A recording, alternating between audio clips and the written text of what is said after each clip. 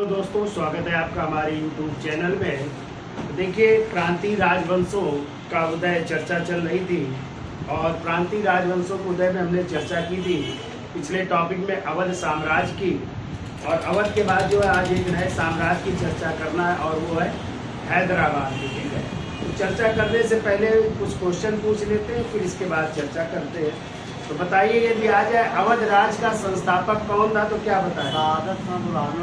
सादर खां बुरहानुल मुल्क, जिसने 1722 में जो है अवध साम्राज्य की स्थापना की। और यदि आ जाए अवध साम्राज्य का कहते हैं सर्वाधिक योग्य शासक कौन था तो वो था सुजाउद दौला। तो बताइए, सुजाउद दौला किस युद्ध में पराजित हुआ था? बक्सर के युद्ध में। किस युद्ध में? तो बक्सर का युद्ध कब हुआ था? 22 अक्टूबर 1764। एक तरफ अंग्रेज थे और दूसरी तरफ तीन शक्तियां थी। ठीक है, जिसमें मुगल बादशाह शाह आलम द्वितीय, अवध के नवाब सुजाउद दौला और बंगाल का दस्त नवाब मीर कासिम। तो ये लोग पराजित हुए थे और अंग्रेजी सेना का नेतृत्व किया था मेजर हेक्टर मुल्लोनी।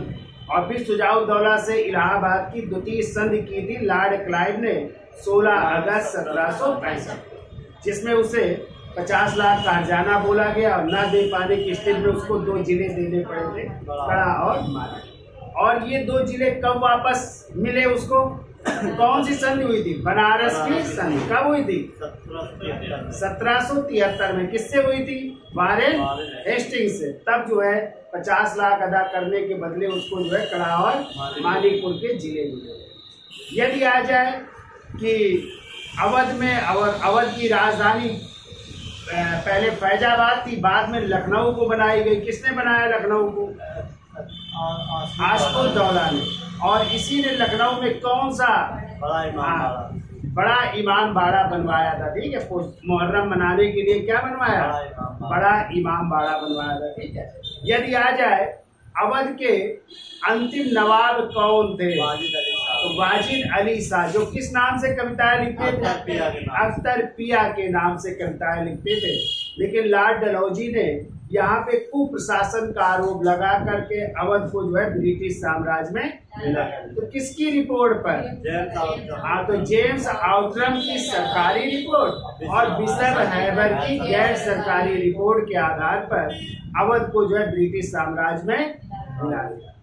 और इसी वाजिद अली शाह की पत्नी थी जिनका नाम था बेगम हजरत महल या महक परी, और इन्हीं के बेटे का नाम था बिरजेश कादिर, जिन्होंने 1857 के विद्रोह में भाग लिया। पराजित हुई तो कहाँ भाग गई? नेपाल चली गई थी बेगम हजरत महल, और वहीं तो उनकी मृत्यु हो गया। ठीक है, चलिए एक नया राजवंश है और वो है हैदराबाद की चर्चा कर लेते हैं। तो आपको पता है हैदराबाद में जो है निजाम सत्ता थी, और निजाम सत्ता कब तक बनी रही? 1948 तक। ठीक है, जब तक जो है हैदराबाद रियासत के जो नवाब थे उस्मान अली खां, जब वो पाकिस्तान जब तक नहीं बच गए। ठीक है, और आपको पता है कि हैदराबाद को कैसे मिलाया गया था? तो उसमें जो है ऑपरेशन पोलो चलाया गया था, यानी सैनिक कार्रवाई करनी पड़ी थी। ठीक है, तभी चर्चा कर लेते हैं थोड़ा डिटेल में जो है। तो आपको पता है, यदि आ जाए इस हैदराबाद को जो है हैदराबाद की स्थापना का प्रयास सर्वप्रथम किस व्यक्ति ने किया था? तो आप लोगों ने नाम सुना होगा, कुतुब कुली शाह का नाम सुना है। और यही कुतुब कुली शाह थे जिन्होंने 1591 ईस्वी में हैदराबाद की स्वतंत्र सत्ता का प्रयास किया था, लेकिन वो प्रयास असफल रहा। और आपको पता है कि इन्हीं कुली कुतुब शाह ने हैदराबाद में एक मीनार की स्थापना की थी, और वो थी 4 मीनार। हैदराबाद की 4 मीनार पूछा जाता है कि किसने बनवाया था? किसने? कुली कुतुब शाह, जिसने हैदराबाद को जो है की स्थापना का प्रयास किया था, लेकिन नहीं हुआ। फिर आपको पता है 1687 ईस्वी में औरंगजेब जब मुगल बादशाह थे तो उन्होंने जो है हैदराबाद को जो है अपने साम्राज्य में मिला लिया। ठीक है, और फिर जो है यहाँ का सूबेदार बनाया गया जो हैदराबाद के संस्थापक हैं, जिनका नाम था निजामुल मुल्क। ठीक है, तो उनके पिता थे जिनका नाम था फिरोज जंग, और बाद में दोनों ने मिलकर के एक किला भी जीता था। और फिर आगे चल करके जो है इसी औरंगजेब ने 1691 में किसको, इन्हीं हैदराबाद के जो संस्थापक हैं उनको एक उपाधि दी थी और वो थी चिनकिलिश खान। यदि आ जाए चिनकिलिश खान की उपाधि किसने दी, तो औरंगजेब ने दी थी। ठीक है। फिर जब मुगल बादशाह बनेंगे फर्रुखशियार, तो फर्रुखशियार ने इनको एक उपाधि दी थी और वो था निजामुल मुल्क। कौन सी उपाधि दी थी? तो यदि आ जाए कि निजामुल मुल्क का असली नाम क्या था, इसका मूल नाम था मीर कमरुद्दीन। क्या नाम था?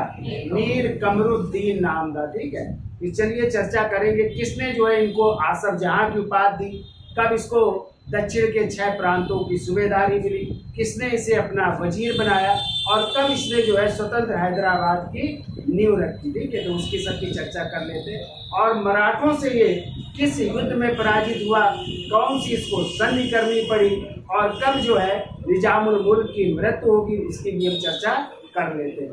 तो चलिए पहले थोड़ी सी भूमिका देख लेते हैं। तो देखिए पहला पॉइंट, इनको 1591 ईस्वी में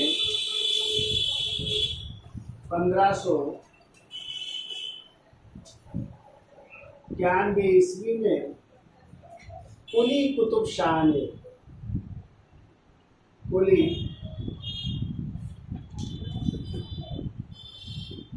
कुतुब शाह ने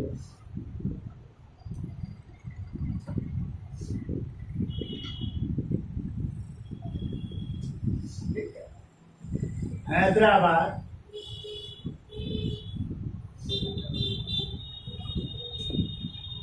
की स्वतंत्र सत्ता का प्रयत्न किया है।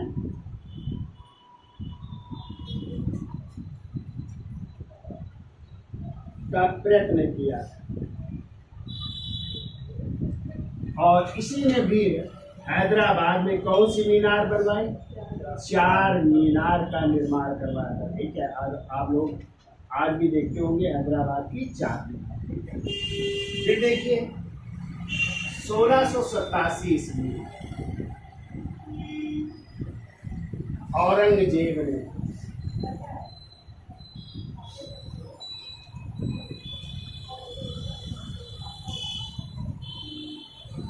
हैदराबाद को अपने अधिकार में ले लिया। ठीक है। हैदराबाद पर अधिकार,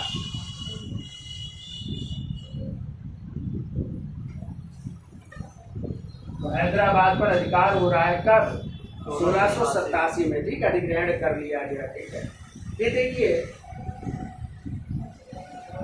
1724 से लेकर 1948 तक हैदराबाद में एक वंश स्थापित हुआ और उसी वंश का नाम है, देखो हैदराबाद में आसफ जाही वंश की स्थापना हो रही है।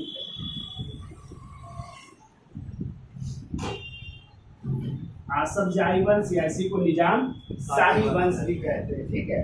तो 1724 में इसकी स्वतंत्र सत्ता स्थापित होगी और कब तक इस आसफ जाही वंश का शासन रहेगा? 1948 तक। फिर आप लोग पढ़ेंगे कि 1948 में ही एक ऑपरेशन चलाया गया था और उसी ऑपरेशन का नाम था पोलो। क्या नाम था? ऑपरेशन पोलो। और 5 दिन की सैनिक कार्रवाई के बाद जो है हैदराबाद का जो है अधिग्रहण कर लिया गया था। किसमें? भारत में। ठीक है। नहीं कर लिया गया था। और वहाँ के जो हैदराबाद के कमांडर थे एल एंड्रूज ने भारतीय मेजर जनरल JN चौधरी के समक्ष क्या कर दिया था? आत्मसमर्पण कर दिया। तो कब तक जो है हैदराबाद में आसफ जाही वंश रहा? 1948। ठीक है। फिर देखिए 1956 में, और आपको पता है 1956 में राज्य पुनर्गठन अधिनियम आया था और इसी के तहत जो है एक राज्य बना था और वो था आंध्र प्रदेश के रूप में इसका, या आंध्र प्रदेश की राजधानी के रूप में इसकी मान्यता हो रही है। तो आंध्र प्रदेश की क्या बन रही है? राजधानी बन रही है। ठीक है। 1956 में क्या बन रही है? हैदराबाद है। आंध्र प्रदेश की क्या बन रही है? राजधानी बन रही है 1956। क्लियर। फिर इसके बाद आप लोग पढ़ते हैं 2 जून 2014। ठीक है। आपको पता है एक नया राज्य बना और वही राज था तेलंगाना। कौन सा राज था? तेलंगाना। और तेलंगाना एक नया राज बना और इसी की राजधानी बनाई गई किसको? इसी हैदराबाद को। तो तेलंगाना की राजधानी क्या बनी? हैदराबाद। साथ में ये भी कहा गया कि 10 वर्षों तक आंध्र प्रदेश की भी राजधानी क्या रहेगी? हैदराबाद ही रहेगी। लेकिन 10 वर्ष के अंदर जो है आंध्र प्रदेश की राजधानी बनानी पड़ेगी है। और इस तरह आंध्र प्रदेश की भी राजधानी बनी जिसका नाम है अमरावती या विजयवाड़ा या धान्य कटका, कुछ भी कह सकते हैं। तो आज यदि चर्चा की जाए तेलंगाना की राजधानी क्या है तो वो कौन सी है? हैदराबाद। ठीक है, तो इस तरह आपका हैदराबादी राज्य चलता रहा।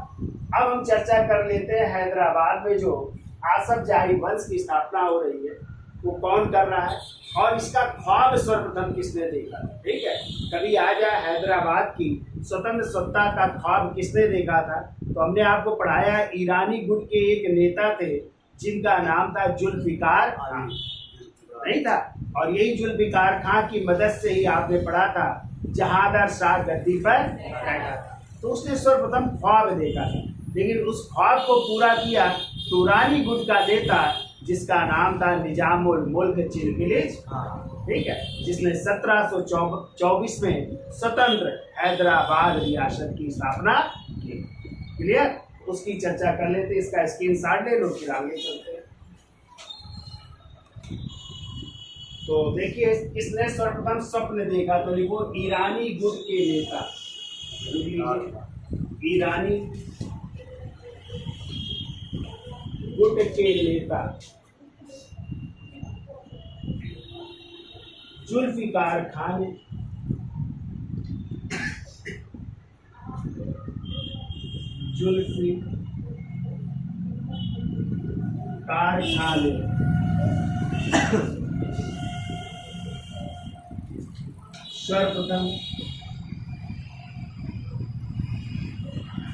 सर्वप्रथम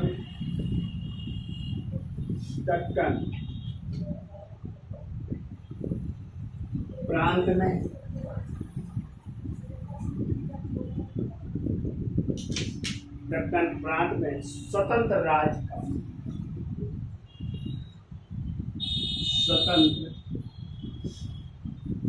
राज्य का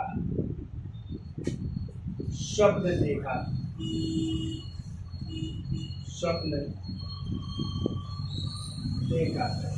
यदि आ जाए दक्कन प्रांत में स्वतंत्र राज्य का स्वप्न सर्वप्रथम किसने देखा? वो थे जुल्फिकार खान जो ईरानी गुट के नेता थे। ठीक है, और आपको पढ़ा है किसी ने जहांगीर शाह को गद्दी पर बैठाया था। ठीक है, अब देखिए इसके बाद हैदराबाद की स्थापना कौन कर रहा है? तो देखिए हैदराबाद के संस्थापक, थोड़ा सा लिख लीजिए, संस्थापक हैं जिनका नाम है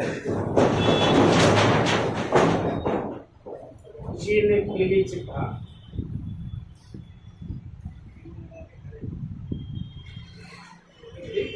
या इनका मूल नाम लिखिए,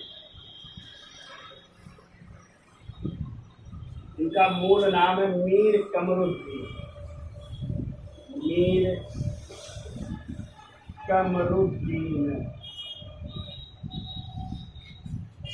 कमरुद्दीन खान।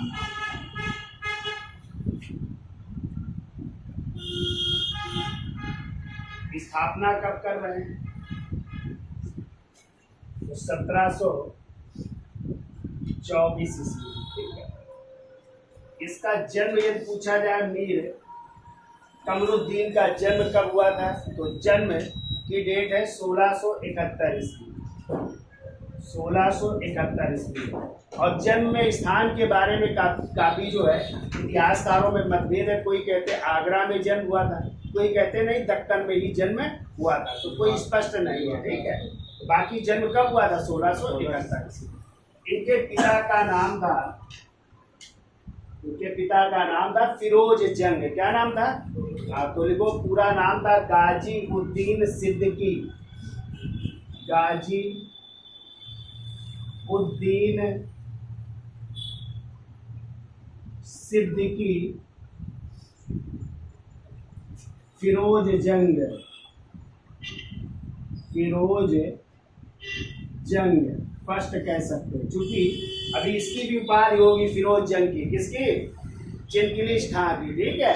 इनके पिता का ही नाम फिरोज जंग था ना, तो वही उपाधि इनको भी मिलेगी, तो ये भी याद रखिएगा, ठीक है। अब देखिए इसके पूर्वज जो है ये निवासी कहाँ के थे, तो निवासी लिख लो, इनके पूर्वज समरकंद के निवासी थे, तो पूर्वज समरकंद के निवासी, समरकंद के निवासी। अब देखिए इसकी उपाधि कौन कौन सी है, उपाधि लिखिए। पहली उपाधि भी हमने बताई थी, इसको चिनकिलिश खां कहते हैं। क्या कहते हैं? चिनकिलिश खां। आप लिखिए चिनकिलिश खां।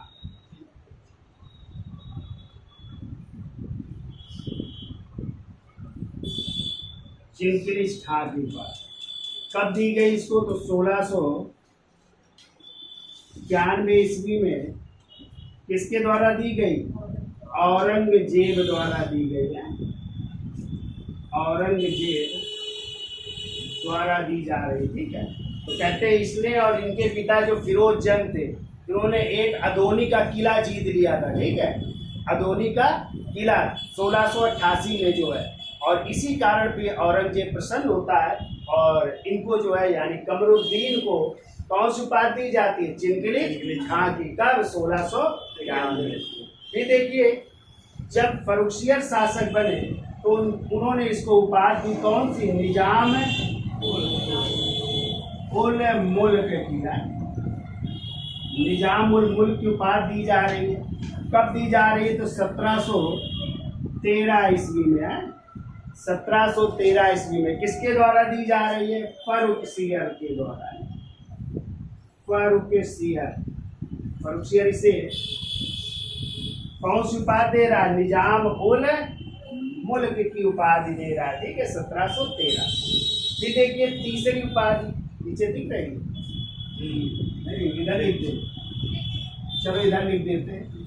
तीसरी उपाधि है इसकी आशफ जहां की, आशफ जहां की उपाधि है, और ये उपाधि गई 1725 में, और ये उपाधि देने वाले थे मुगल बादशाह मोहम्मद शाह रंगीला।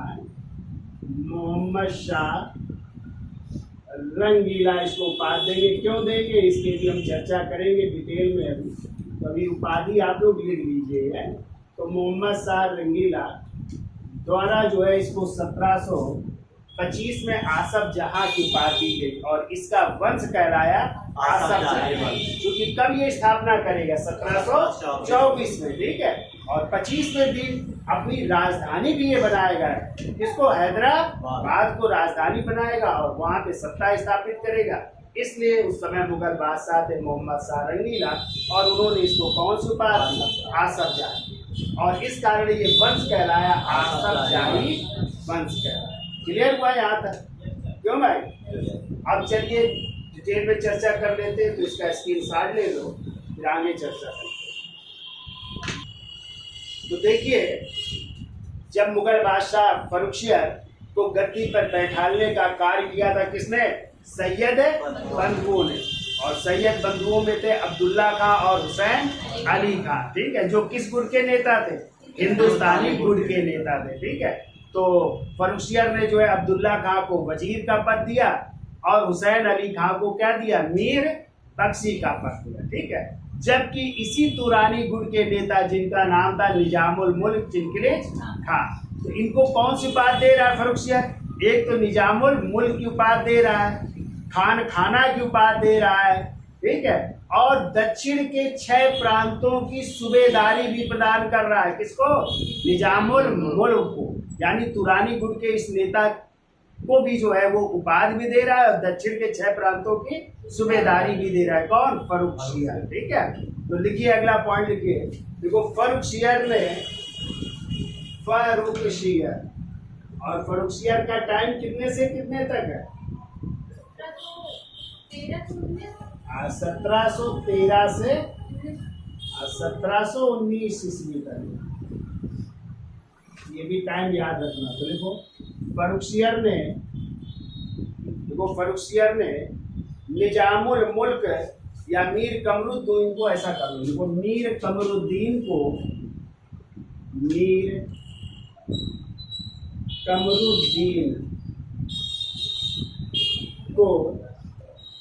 दक्कन के 6 प्रांतों की, दक्कन के 6 प्रांतों की सूबेदारी, दक्कन के 6 प्रांतों की सूबेदारी तथा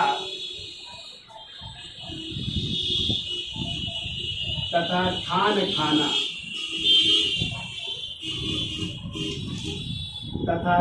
खाना एवं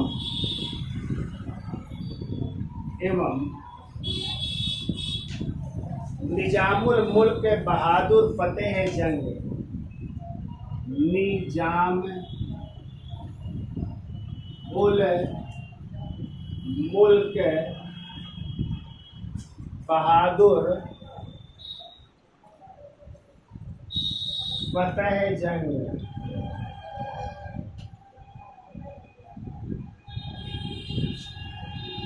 निजाम उल मुल्क बहादुर फतेह जंग की उपाधि प्रदान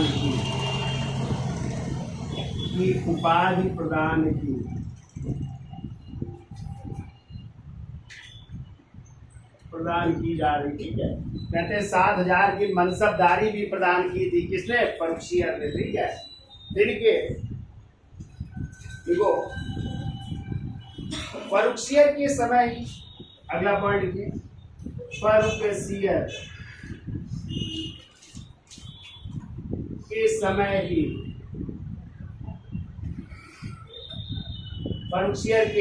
ही इसे दक्कन से हटा दिया गया। इसे दक्कन से हटा दिया जा रहा है, तो दक्कन से हटा दिया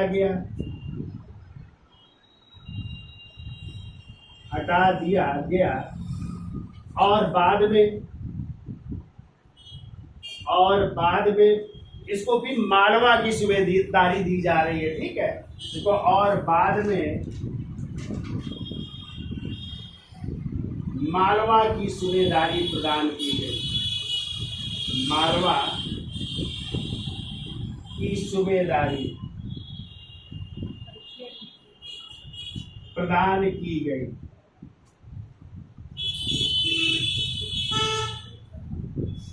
तो दक्कन का इसे हटा दिया गया, दक्कन से हटा करके जो है कहाँ का सूबेदार बनाया गया? मालवा का सूबेदार बना दिया गया। ठीक है, अब देखिए, इसी निजामुल मुल्क ने, अभी हमने बताया था, षड्यंत्र द्वारा हिंदुस्तानी गुट के नेता थे हुसैन अली खान, जो कि उस समय मीर बख्शी के पद पर भी थे, नहीं थे?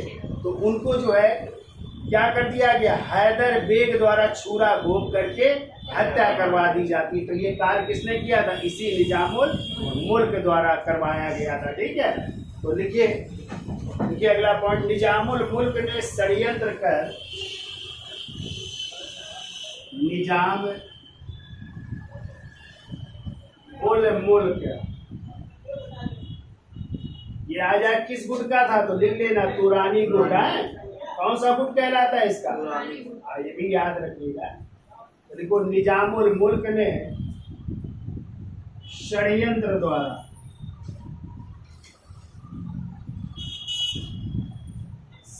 द्वारा देखो दक्कन के सूबेदार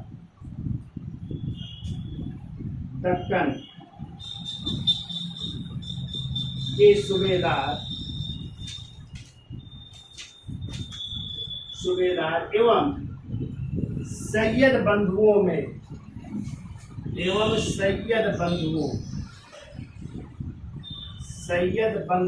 एक सैयद बंधुओं में एक जिनका नाम था हुसैन अली खान, हुसैन अली खान, और दूसरे भाई का नाम था अब्दुल्ला खान, ठीक है, जो किस गुट के थे? हिंदुस्तानी गुट के। और इन्हीं सैयद बंधुओं को हमने पढ़ाया किंग मेकर कहा जाता, राजा बनाने वाला कहा जाता, क्योंकि इन्होंने गद्दी पर किसको किसको बैठाला? पहले फरुखसियर को, फिर रफीउ दर्जात को, फिर रफीउ दौला को, और फिर नेकुसियर, और नेकुसियर या फिर एक और नाम मिलता है मोहम्मद इब्राहिम, और बाद में रोशन अख्तर। और रोशन अख्तर किसका नाम था? मोहम्मद शाह, ठीक है। इतने को गद्दी पर बैठाने का कार्य किया था, इसलिए इन्हें किंग मेकर कहा जाता है। तो देखो, सैयद बंधुओं में एक हुसैन अली खां को 1720 ईस्वी में 1720 ईस्वी में हैदर बेग द्वारा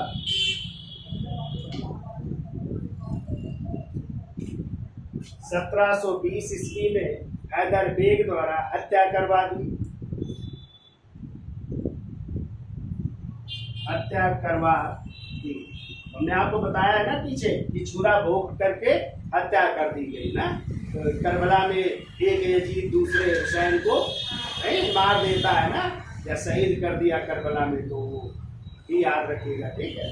तो अब जो है, जब हत्या करवा दी हुसैन अली खां को, तो इस कारण जो है मोहम्मद शाह रंगीला ने इसे फिर जो है दक्कन की क्या दे दी? सूबेदारी प्रदान कर दी। देखो, अतः एक बार पुनः उसे, अतः एक बार पुनः उसे दक्कन की सूबेदारी प्रदान की गई, दक्कन की सूबेदारी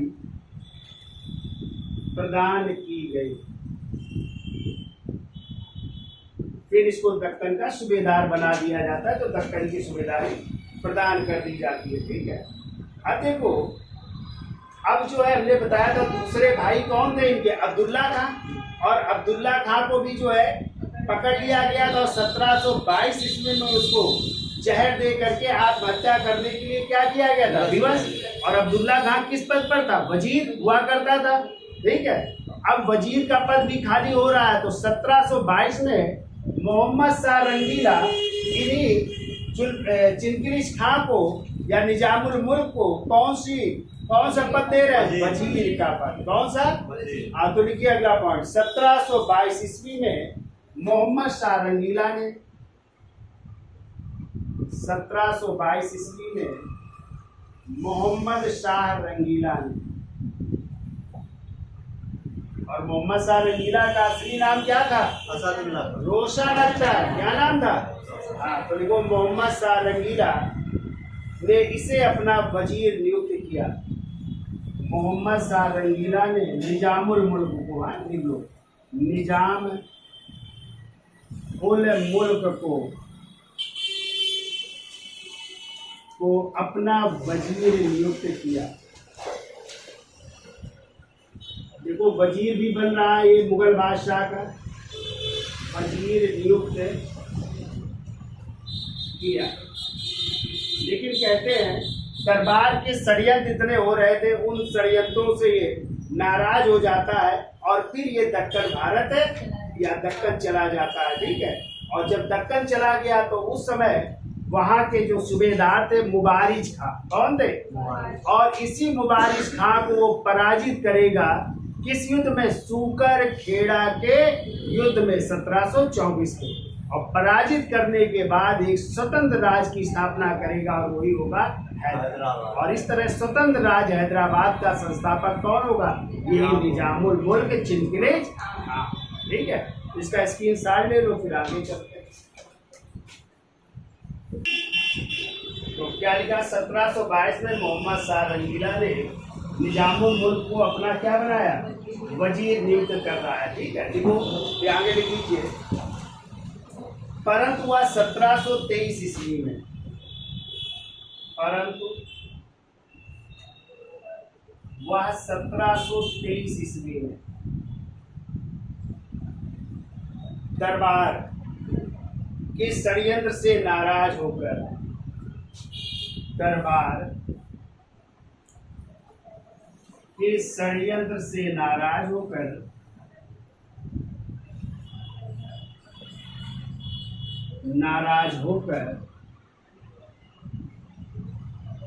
दक्कन वापस चला गया, दक्कन वापस चला गया।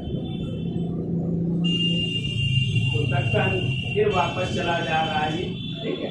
जब वापस गया तो उस समय दक्कन का सूबेदार कौन था? मुबारिक खां। अब उसको दक्कन प्राप्त करना है तो क्या करना पड़ेगा? युद्ध करना पड़ेगा। तो कौन सा युद्ध होगा? सूकर खेड़ा का युद्ध होगा, उसमें वो जीते, ठीक है। तो आप लोग डिटेल में आप लोगों को पढ़ना पड़ेगा, ठीक है। हम चाहे तो ऐसे ही कहानी समझा सकते हैं, इसीलिए कम से कम लिखवा देते हैं कि आप लोग जो है लिख लीजिए, ठीक है। नोट्स जल्दी पल्दी ऐसे नहीं बना पाते हैं आप लोग, तो हम भी चाहें तो शॉर्टकट में करवा सकते हैं, लेकिन लिखा इसलिए देते हैं कि आप लोग भी अच्छे से नोट्स बना लें, ठीक है। नहीं तो जो उसमें पढ़ते हैं बोर्ड में डिजिटल वाले में, ठीक है, तो वहाँ पे तो आते हैं छपा छपाया होता है और वही छपा छपाया आपको बस बताते चले जाते हैं कि लो भैया ये हुआ, ये हुआ, और आप लोग जो है रखते रहे। तो कम से कम यहाँ पे हम समझा रहे हैं, बता रहे हैं, ठीक है, और लिख भी रहे हैं। तो आप लोग अच्छे नोट्स बनाइए, ठीक है, और बना करके पढ़िए, ठीक। तो चलिए अब आगे चलते हैं, इसके साथ ले लो इसका।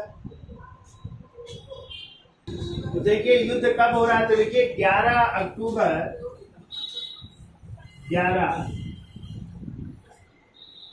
अक्टूबर 1724 ईस्वी को सूकर खेड़ा के युद्ध में, कहीं कहीं सूकर खेड़ा मिलता है, कहीं कहीं शंकर खेड़ा भी मिलता है, तो लिख लो सूकर खेड़ा के युद्ध में निजामुल मुल्क ने, निजाम उल मुल्क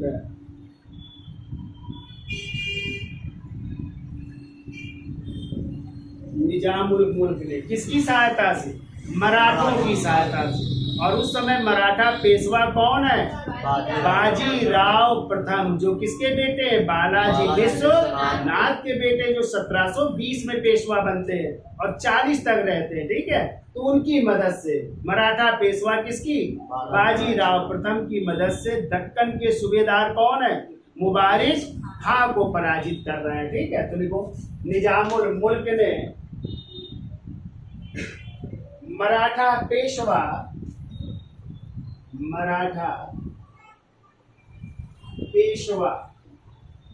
बाजीराव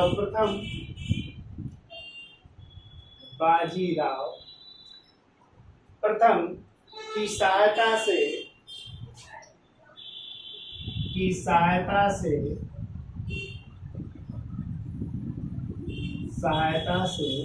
हैदराबाद के सूबेदार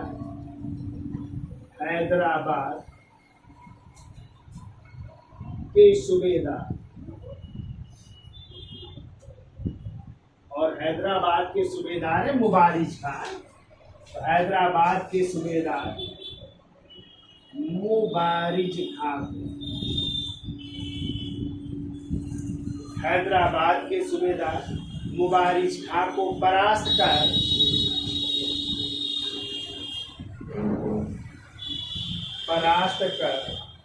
स्वतंत्र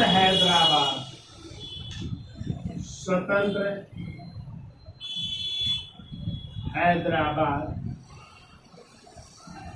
रियासत की नींव डाली,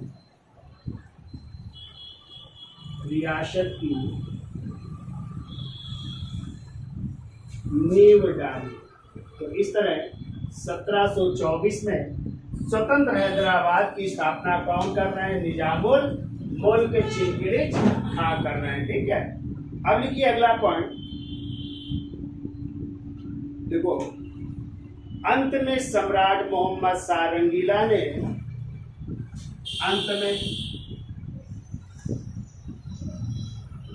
सम्राट मोहम्मद शाह रंगीला ने, मोहम्मद शाह रंगीला ने निजामुल मुल्क की स्वतंत्रता को मान्यता देते हुए निजाम उल मुल्क की स्वतंत्रता को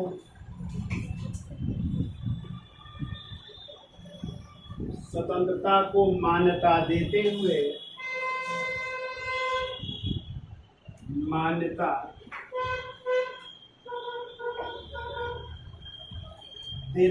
कौन सी उपाधि दे रहे हैं? आसफ जहां की उपाधि दे रहे हैं। ठीक है, तो देखो मान्यता देते हुए उसे दक्कन का वायसराय नियुक्त कर, उसे दक्कन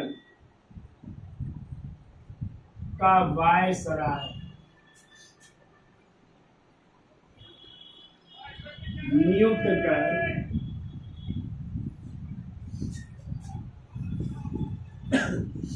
आसफ जहां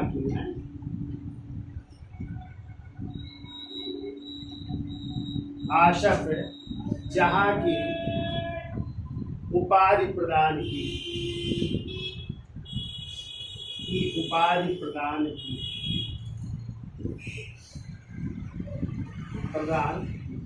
और इस तरह इनका वंश कौन सा वंश कहलाया? आसफ जाही वंश कहलाया। ठीक है, देखिए अगला पॉइंट, निजामुल मुल्क ने 1725 ईस्वी में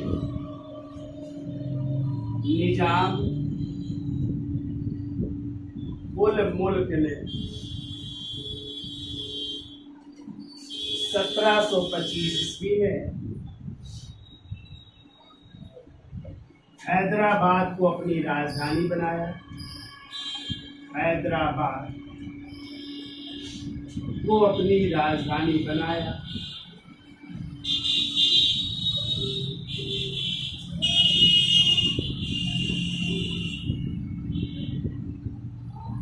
हैदराबाद को क्या बना रहे हैं? अपनी राजधानी बना रहे हैं। ठीक है, और एक हिंदू दीनानाथ को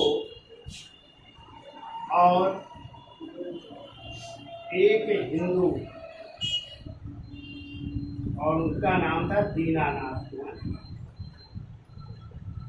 और एक हिंदू दीनानाथ को अपना दीवान नियुक्त किया।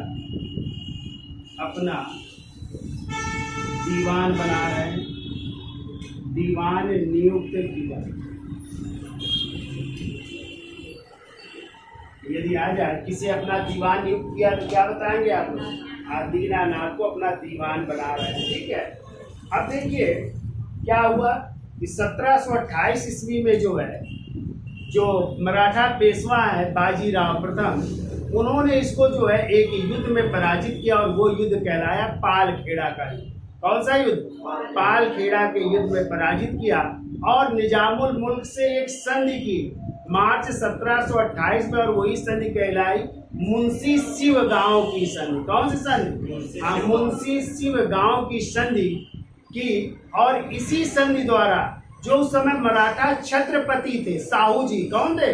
साहू जी को दक्कन से चौथ और सरदेशमुखी वसूल करने का अधिकार भी मिल रहा है। ठीक है, तो चौथ मराठों का क्या था?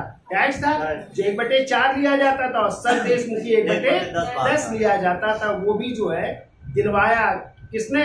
मराठा पेशवा बाजीराव प्रथम ने। कौन सी संधि करके? मुंशी शिवगांव की संधि। किस युद्ध में पराजित किया? पालखेड़ा के युद्ध। याद रहेगा। चलिए इसका स्क्रीनशॉट ले लो, फिर आगे चलते हैं। तो लिखिए 1728 ईस्वी में, कहीं कहीं 27-28 भी मिलता है, लेकिन तो 1728 ईस्वी में बाजीराव प्रथम ने, जो मराठा पेशवा है, बाजीराव प्रथम ने पालखेड़ा के युद्ध में, पालखेड़ा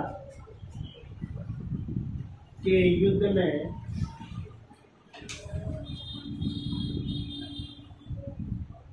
युद्ध में निजामुल मुल्क को पराजित कर। निजाम उल मुल्क, इधर तक आ रहा है कि नहीं? निजामुल मुल्क को पराजित कर।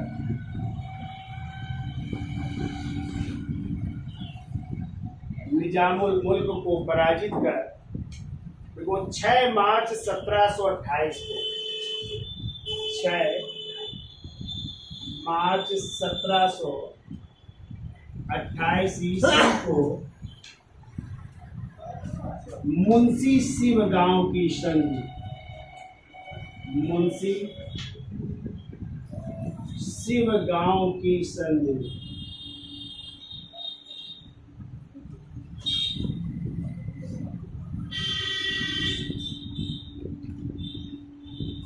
तो लिख लीजिए 6 मार्च 1728 ईस्वी को मुंशी शिव गांव की संधि की, मुंशी शिव गांव की संधि की और साहू को दक्षिण में, और साहू को, और साहू जी है जो छत्रपति है, और साहू जी को दक्षिण में या दक्कन में चौथ व सरदेशमुखी, चौथ व सरदेशमुखी, सरदेशमुखी वसूलने का अधिकार मिला, वसूलने का अधिकार मिला।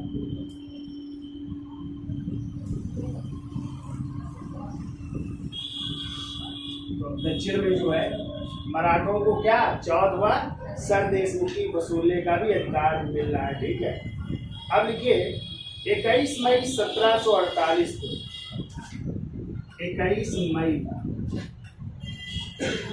1748 ईस्वी को निजाम उल मुल्क की मृत्यु हो गई है।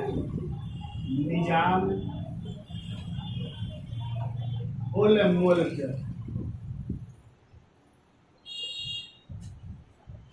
की मृत्यु हो गई।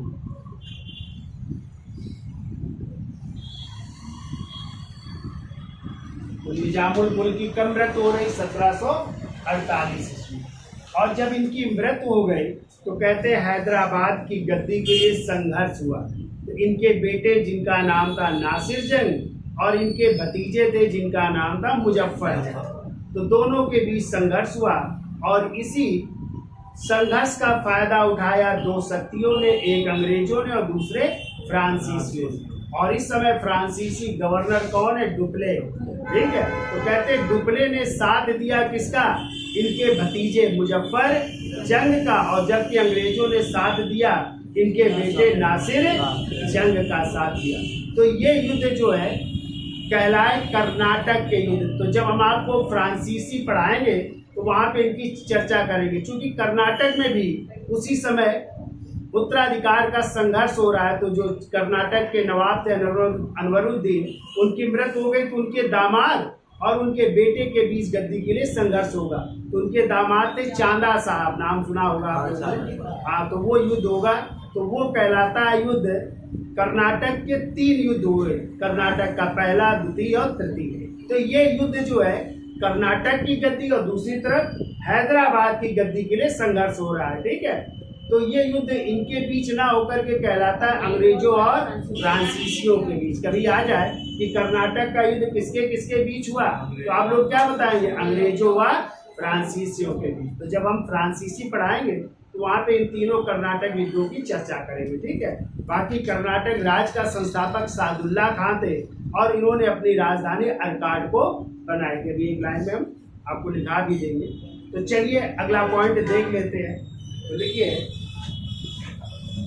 देखो निजामुल मुल्क की मृत्यु के पश्चात निजाम उल मुल्क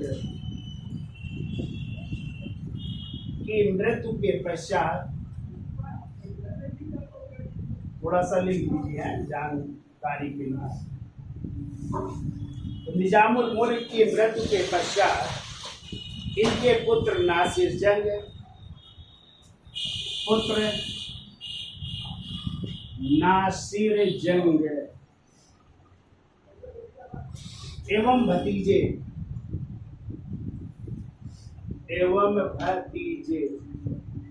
और भतीजे का नाम है मुजफ्फर जंग है, भतीजे मुजफ्फर जंग के बीच उत्तराधिकार का संघर्ष हुआ, के बीच उत्तराधिकार का संघर्ष हुआ, उत्तराधिकार का संघर्ष हुआ। तो संघर्ष हुआ, ठीक है। तो इस संघर्ष में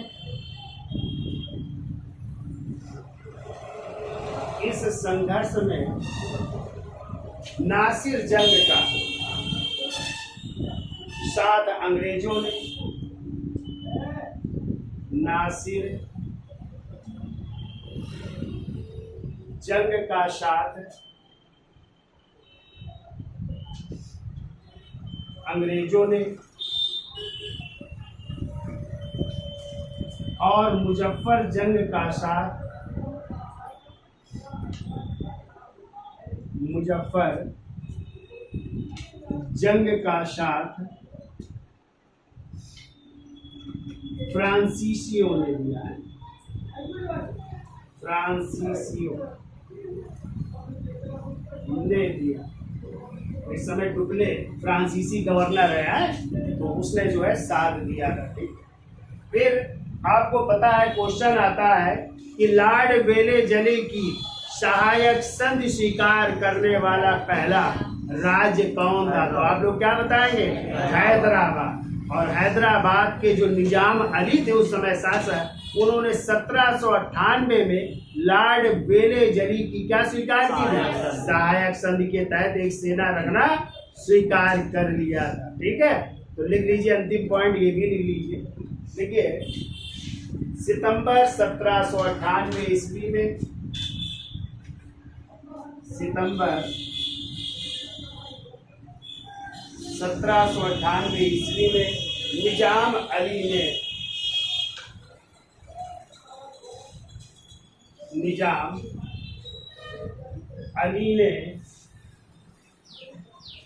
लॉर्ड वेले जली की